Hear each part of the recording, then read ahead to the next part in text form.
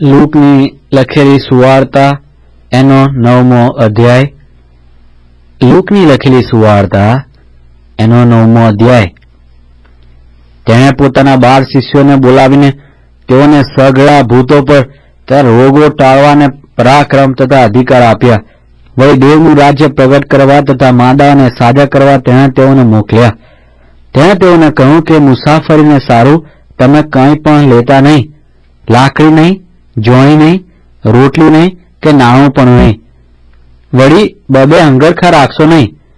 જે કોઈ ઘરમાં તમે જાઓ ત્યાં જ રહો ને ત્યાંથી જ નીકળો. તે શહેરમાંથી તમે નીકળો ત્યારે જેટલાએ તમારો અંગીકાર કર્યો ન હોય તેટલાની વિરુદ્ધ સાક્ષી તરીકે તમારા પગ પરની ધૂળ ખંખેરી નાખજો. તેઓ ત્યાંથી નીકળ્યા અને ગામે ગામ સુવાર્તા પ્રગટ કરતા સર્વ ઠેકાણે રોગ મટાડતા ગયા.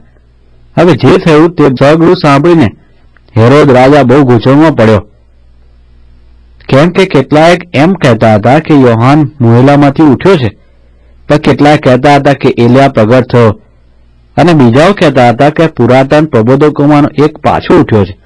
હેરોદે કહ્યું કે મેં યોહાનનું માથું કાપી નંખાવ્યું, પણ જેના સંબંધી હું આવી વાતો સાંભળું છું તે કોણ છે? અને તેણે તેને જોવા ચાહ્યું. ફરી તેઓ પાછા આવીને તેઓએ જે કર્યું હતું તે તેને કહી સંભળાવ્યું. પછી તે તેઓને તેડીને બેથસેદા નામના શહેરમાં એકાંતમાં ગયો, પણ એ જાણીને ઘણા લોકો તેની પછવાડે ગયા, અને તેણે તેઓનો આવકાર કરીને તેઓને દેવના રાજ્ય સંબંધી વાત પ્રગટ કરી. અને જેઓને સાજા થવાની ગરજ હતી તેઓને સાજા કર્યા. દિવસ નમવા લાગ્યો ત્યારે 12 શિષ્યોએ આવીને તેને કહ્યું કે લોકોને વિદાય કર કે તેઓ આસપાસના ગામમાં તથા પરામાં જઈને ખાવાનું વેચાતું લે, કેમ કે આપણે ઉજ્જડ ઠેકાણે છીએ. પણ તેણે તેઓને કહ્યું કે તમે તેઓને ખાવાનું આપો. તેઓએ તેને કહ્યું કે અમારી પાસે તો 5 રોટલી ને 2 માછલી સિવાય બીજું કંઈ નથી. અમે જઈને એ સગળા લોકોને સારું ખાવાનું વેચાતું લાવીએ તો જ મળે, કેમ કે તેઓ આશરે 5000 પુરુષ હતા. તેણે પોતાના શિષ્યોને કહ્યું કે આશરે 50-50ની પંગતમાં તેઓને બેસાડો. તેઓએ તેમ કર્યું અને સર્વને બેસાડ્યા. પછી 5 રોટલી અને 2 માછલી લઈને તેણે આકાશ તરફ જોઈને તેઓને આશીર્વાદ દીધો, અને તે ભાંગીને લોકોને પીરસવા સારું શિષ્યોને આપી. તેઓ સર્વ ખાઈને તૃપ્ત થયા, અને છાંડેલા કકડા વીણીને તેઓએ 12 ટોપલી ભરી. તે એકાંતમાં પ્રાર્થના કરતો હતો ત્યારે તેના શિષ્યો તેની સાથે હતા. તેણે તેઓને પૂછ્યું કે હું કોણ છું, તે વિશે લોકો શું કહે છે? તેઓએ તેને ઉત્તર આપ્યો કે યોહાન બાપ્તિસ્ત, પણ કેટલાક કહે છે કે એલિયા, વળી બીજા કહે છે કે પુરાતન પ્રબોધકોમાંનો એક પાછો ઉઠ્યો છે. તેણે તેઓને પૂછ્યું કે પણ હું કોણ છું તે વિશે તમે શું કહો છો? પિત્તરે ઉત્તર આપ્યો કે દેવનો ખ્રિસ્ત. પણ તેણે તેઓને સખત આજ્ઞા આપી કે એ વાત કોઈને કહેતા નહીં. વળી તેણે તેઓને કહ્યું કે માણસના દીકરાએ ઘણું સહેવું, વડીલોથી તથા યાજકોથી તથા શાસ્ત્રીઓથી નાપસંદ થવું તથા માર્યા જવું, અને 3 દિવસે પાછા ઉઠવું જરૂરનું છે. તેણે સગડાને કહ્યું કે જો કોઈ મારી પાછળ આવવા ચાહે તો તેણે પોતાનો નકાર કરવો, અને દરરોજ પોતાનો વધસ્થ મૂંચકીને મારી પાછળ ચાલવું. કેમ કે જે કોઈ પોતાનો જીવ બચાવવા ચાહે તે તેને ખોશે, પણ જે કોઈ મારે લીધે પોતાનો જીવ ખોશે તે તેને બચાવશે. કેમ કે જો કોઈ માણસ આખું જગત મેળવીને પોતાનો આત્મા ખોય અથવા તેની હાનિ પામે તો તેને શો લાભ? કેમ કે જે કોઈ મારે લીધે તમારી વાતોને લીધે શરમાશે, તેને લીધે જ્યારે માણસનો દીકરો પોતાના પિતાના તથા પવિત્ર દૂતોના મહિમામાં આવશે ત્યારે તે પણ શરમાશે. પણ હું તમને સાફ કહું છું કે અહીં જે ઊભા છે તેઓમાંના કેટલાક એવા છે કે જેઓ દેવનું રાજ્ય નહીં જોશે ત્યાં સુધી મરણ પામશે જ નહીં. એ વાતો કહ્યાને આશરે 8 દિવસ પછી તે પિત્તર, યોહાન તે યાકૂબને બોલાવીને પ્રાર્થના કરવા સારું પહાડ પર ગયો. તે પ્રાર્થના કરતો હતો ત્યારે તેના ચહેરાનું સ્વરૂપ બદલાઈ ગયું, અને તેના વસ્ત્ર ઉજળા તથા ચળકતા થયા. ત્યારે જુઓ 2 પુરુષ એટલે મૂસા તથા એલિયા તેની સાથે વાત કરતા હતા. તેઓ મહિમાવાન દેખાતા હતા, અને યરૂશાલેમમાં તેનું જે મરણ થવાનું હતું તે સંબંધી વાત કરતા હતા. હવે પિત્તર તથા જેઓ તેની સાથે હતા તેઓ ઊંઘથી ઘેરાયેલા હતા, પણ જ્યારે તેઓ જાગી ઉઠ્યા ત્યારે તેઓએ તેનો મહિમા જોયો ત્યારે તેની સાથે જે 2 પુરુષ હતા તેઓને પણ જોયા. તેઓ તેની પાસેથી વિદાય થતા હતા. ત્યારે પિત્તરે ઈસુને કહ્યું કે સ્વામી, અહીં રહેવું આપણે માટે સારું છે. તું કહે તો અમે 3 માળવા બાંધીએ, એક તારે માટે, એક મૂસાને માટે અને એક એલિયાને માટે. પણ પોતે શું બોલતો હતો તે સમજતો નહોતો. તે બોલતો હતો એટલામાં એક વાદળું આવ્યું અને તેણે તેઓ પર છાયા કરી. તેઓ વાદળામાં બેઠા ત્યારે તેઓ બીધા. વાદળામાંથી એવી વાણી થઈ, આ મારો દીકરો છે, મારો પસંદ કરેલો, તેનું સાંભળો. તે વાણી થયા પછી ઈસુ એકલા દેખાયા.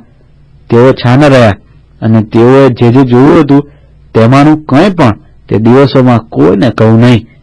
બીજે દિવસે તેઓ પહાડ પરથી ઉતર્યા ત્યારે ઘણા લોકો તેને મળ્યા.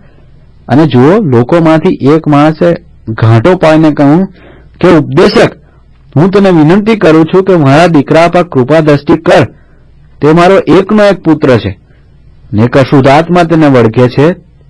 તે એકાએક બૂમ પાડે છે અને તે તેને એવો મરડી નાખે છે કે તેને ફીણ આવે છે અને તેને ઘણી ઈજા કરીને માંડ તેને છોડે છે.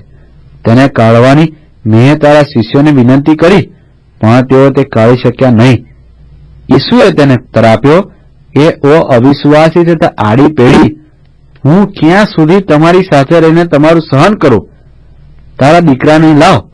તે આવતો હતો એટલામાં ભૂતે તેને પછાડી નાખીને તેને બહુ મરડ્યો. પણ ઈસુએ અશુદ્ધ આત્માને ધમકાવ્યો અને છોકરાને સારો કર્યો ને તેને તેના પિતાને પાછો સોંપ્યો.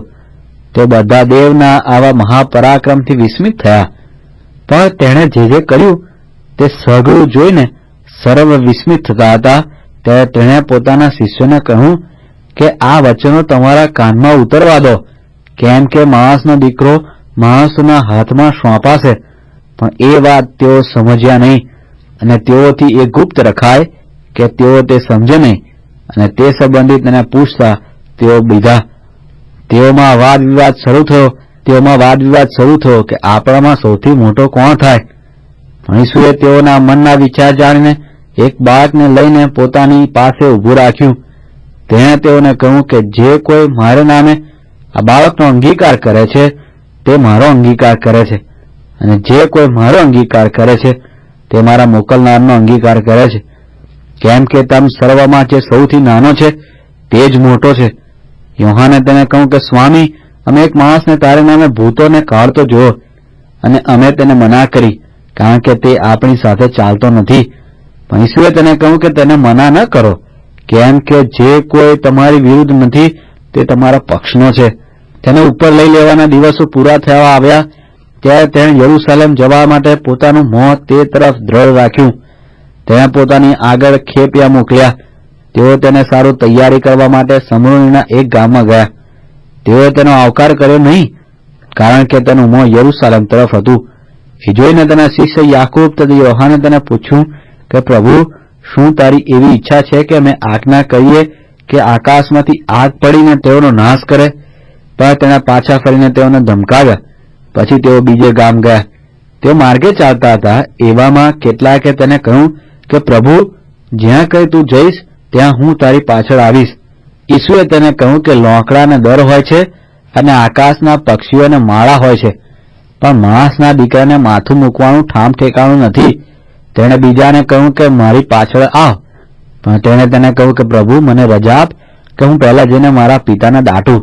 પણ તેણે તેને કહ્યું કે મૂળલાઓને પોતાના મૂળલાઓને દાટવા દે, પણ તું જઈને દેવના રાજ્યની વાત પ્રગટ કર.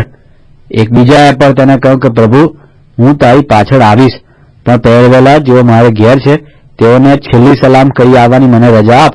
પણ ઈસુએ તેને કહ્યું કે કોઈ માણસ હળ પર હાથ દીધા પછી પાછળ જુએ છે તો તે દેવના રાજ્યને યોગ્ય નથી.